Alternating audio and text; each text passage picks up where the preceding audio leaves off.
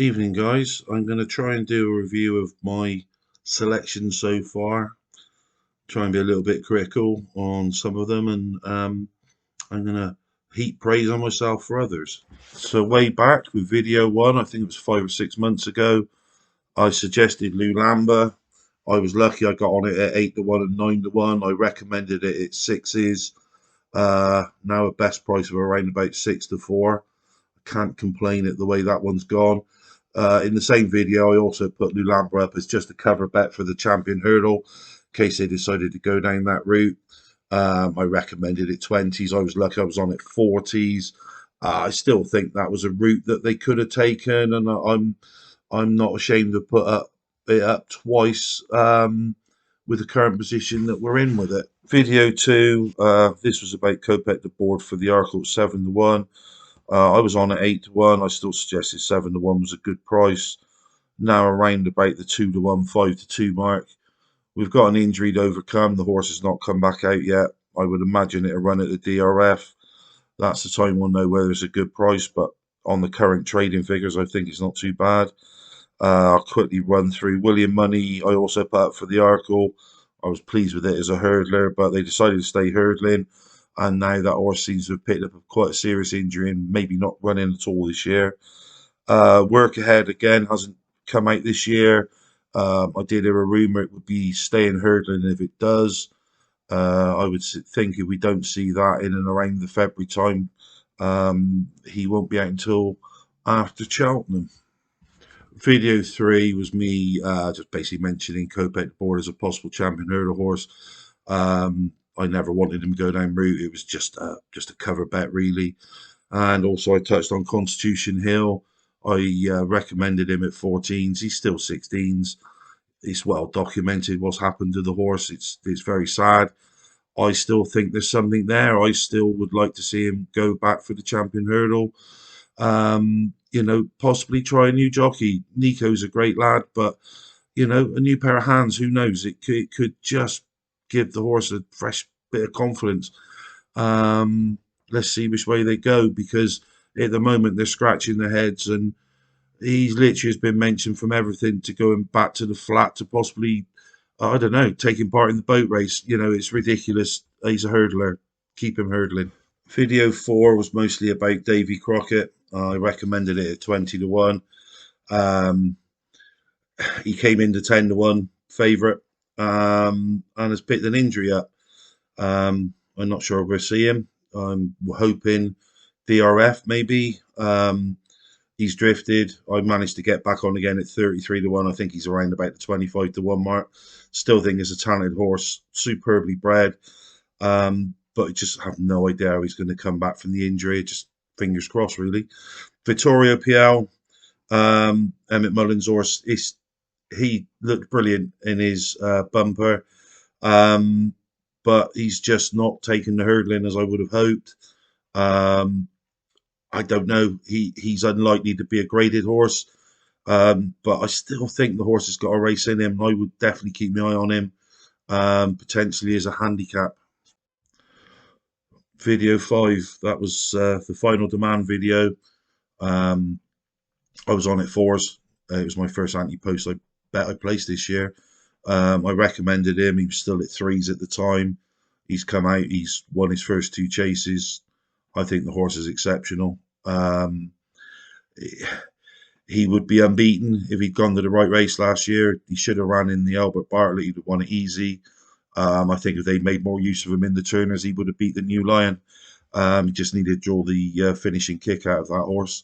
I even looked at it for next year's Gold Cup. The bookies are only offering me 7-1. I was hoping for 10-1 or more, but that's just how highly he's thought of. I wouldn't back it now at even money. I won't lie to you, but I would certainly stick it in some multiples. I just can't see it getting beat. Video 6 was Ballyburn. I recommended him at 12-1. I think I had him at 12-1. I recommended him at 8-1. He ran well, and he was backed into 5-2 for the stayers. He's run over Christmas. He's ran poorly. I'm not even going to try and dispute that.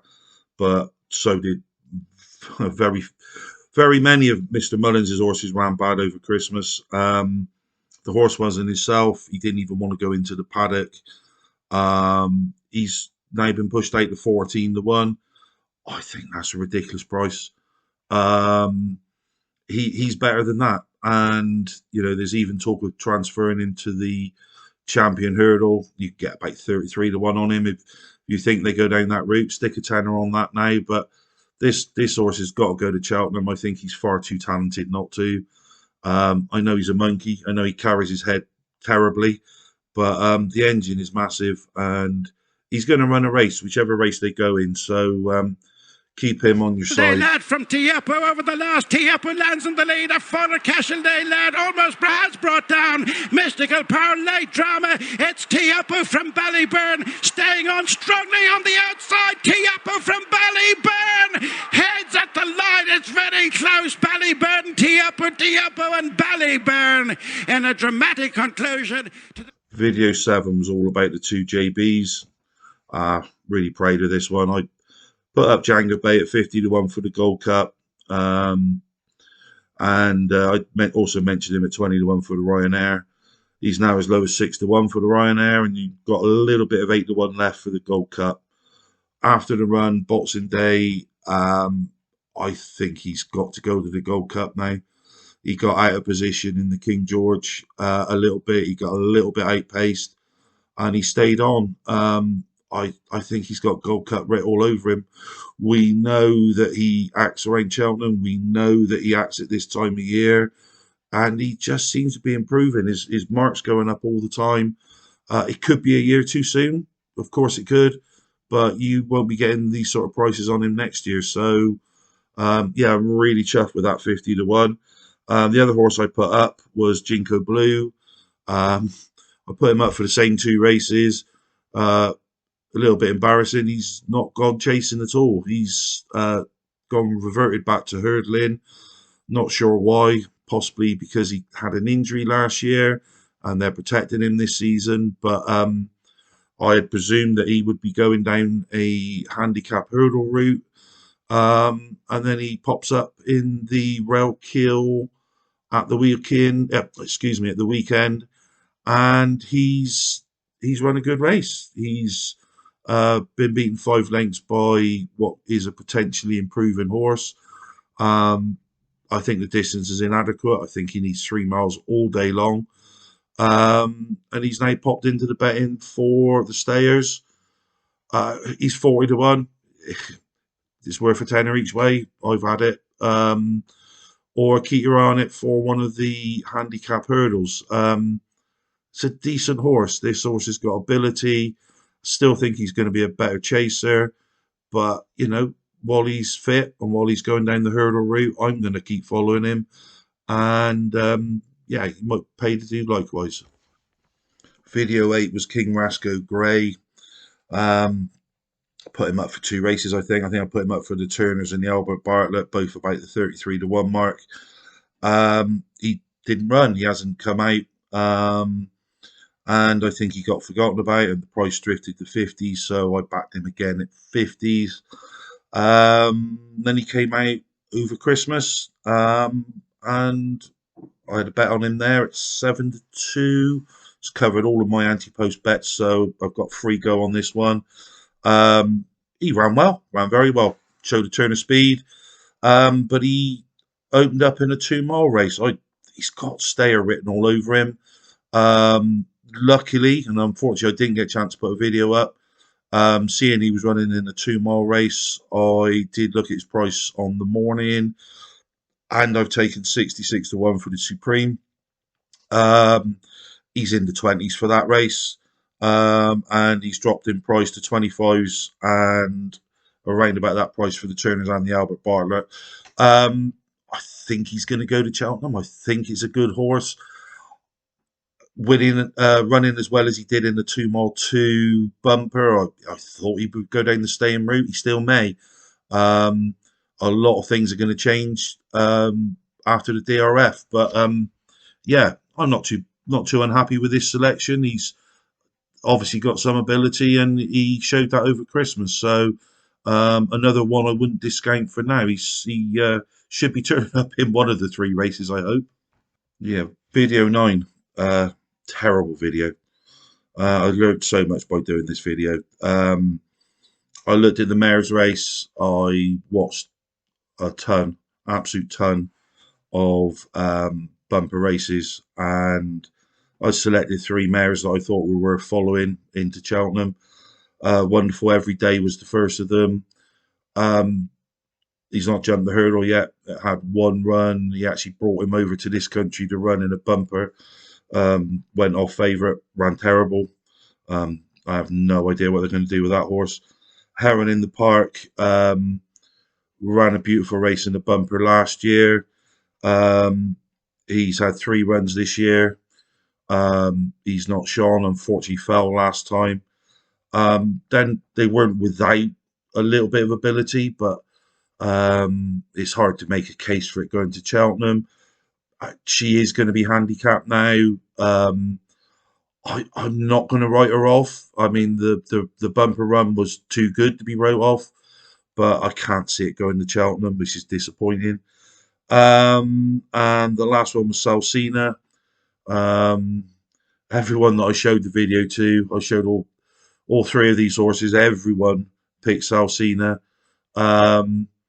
It's run okay, no more than okay. And another one I can only see maybe going down the handicap route. The form of its bumper isn't really working out, but it just did it so easily. Keep it on your side. Certainly don't be betting it for Cheltenham unless it does something in its next race that sort of makes you think that he could have a good handicap mark. But yeah, all in all, poor video. I sort of forced the video. I kind of I'll learn for next year to not just try and scrape a video together, scrape a selection together. Yeah, it's just a race that I'm going to struggle to get my money back in. I will follow them. I will try and get them to pick up a race for me. But yeah, as a Cheltenham video, this wasn't a great one. Yeah, video 10 was all about Air of Entitlement. Obviously, this horse holds special place in my heart, winning last year at 33-1. I thought the form was strong. I'm not as confident as I was. I talked about her being maybe going chasing. They didn't go down that route. They decided to stay hurdling. She's had 2 runs. One was sort of average. The other one was poor. She's still available at 33-1 for the mayor's race. She could come back to form at Cheltenham. I think she's better than she's shown this year, but could they, stick to maybe a handicap route with her? If she goes to Cheltenham, I will be betting her. But I find it really difficult to tip her at this stage, judged on her 2 runs so far. You are literally clutching at straws that last year's run will be replicated, and I kind of like to see a little bit of some form going into it.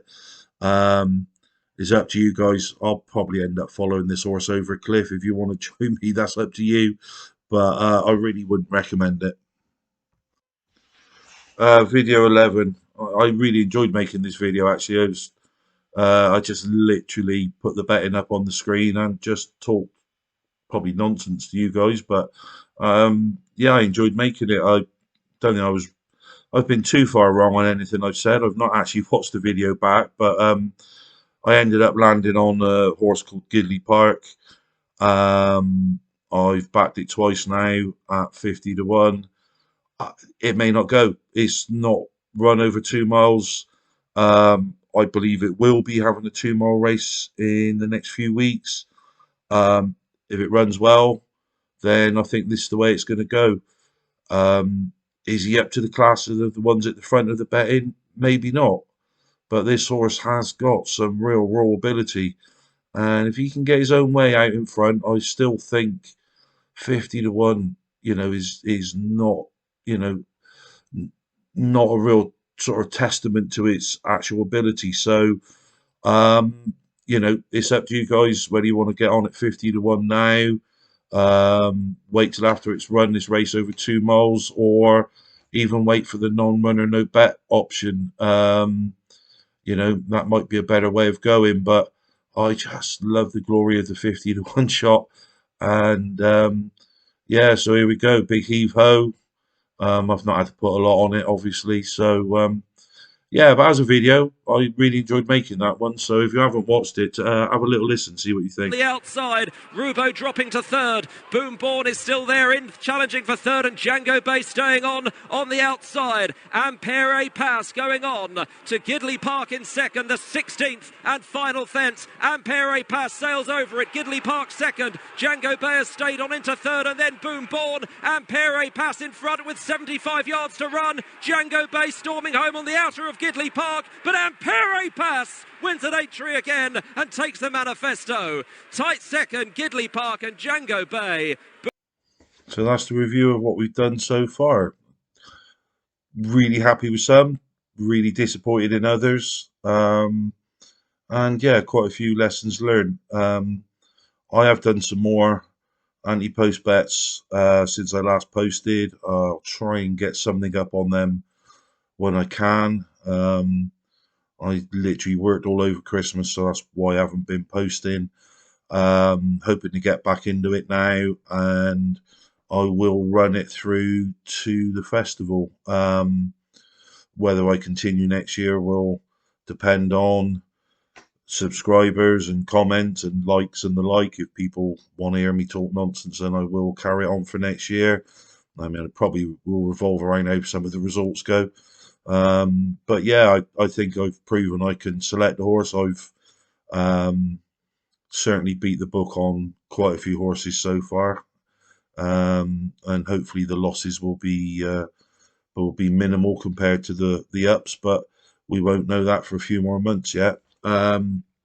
Anyway, thanks for watching. Please like, subscribe, do all the usual stuff, and I should have another video out fairly soon.